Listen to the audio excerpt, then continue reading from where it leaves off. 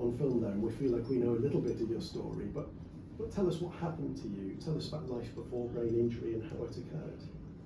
So I was a brilliant child. I was set for glory, and as I said earlier, it sounds very arrogant to say that, but I rode horses, and it was my passion, and I first represented Great Britain when I was 13, and I was my dream was to go to the Olympics by the time I was 18 or 19, and I wanted to be the first woman to win the Grand National. That was the aim.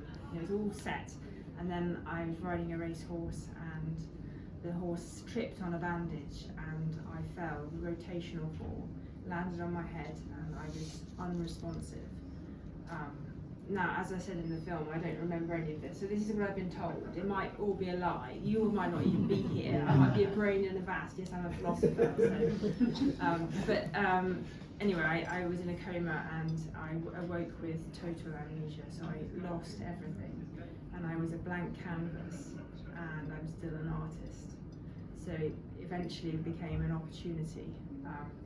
But following the brain injury, I developed a number of psychiatric illnesses and was detained in mental health asylums for the next 20 years as a revolving door patient, with treatment-resistant schizophrenia, borderline personality disorder, psychotic depression, anorexia nervosa. They gave me all these labels, none of which were helpful.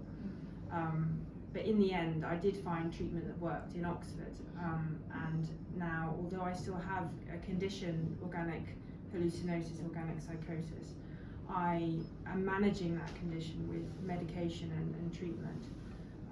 But it means that I live with constant hallucinations, so I can see and hear things all the time. And I'm not going to allow myself to be distracted by what I can see and hear in this room. But you have to believe me. You don't have to believe me, I'm just talking. But that's why I'm so committed to the Headway campaign, because it's like on a good day and on a bad day, you can't see what I see. I'm wearing a very fancy skirt. I don't wear skirts very often. So I've made a big effort to be here, and I'm so happy to be here, but you can't see the result of my brain injury, which affects every part of my life. I'm not actually complaining about that, because it's given me huge insight into humanity, and I don't have any regrets, which is perhaps a controversial thing to say, but I am vulnerable, and that's what a lot of people don't see about survivors of brain injury. We are vulnerable in ways you can't even imagine. I think that the thing that strikes me most about your story, Laura, the things that you've achieved, the art that you do, the writing, the filmmaking. We were talking earlier about your PhD at Cambridge as well, and winning triple scholarships for that, and yet you describe yourself as a vulnerable person, and it's that sort of dichotomy, that contrast that I think is so standout in your story. Thank you.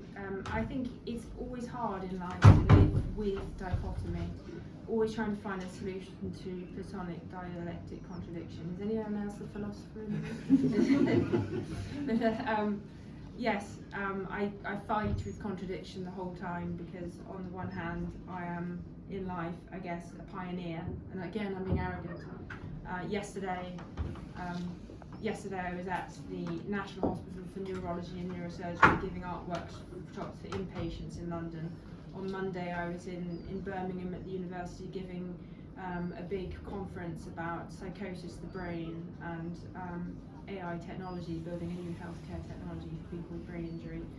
I'm doing stuff. I live with things. I live well. I'm celebrating my life.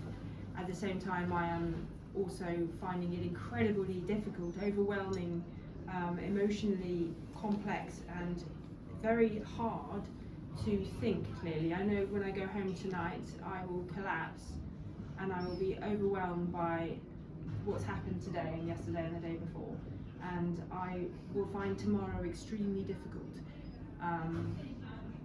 and I have to realise that I'm going to find it difficult and take steps to heal and cope with what happens after intense periods of activity. I know myself very well. I've developed insight over the years, but that doesn't make it easier. That just means you're more aware of it. Lorna, thank you so much for telling your story today.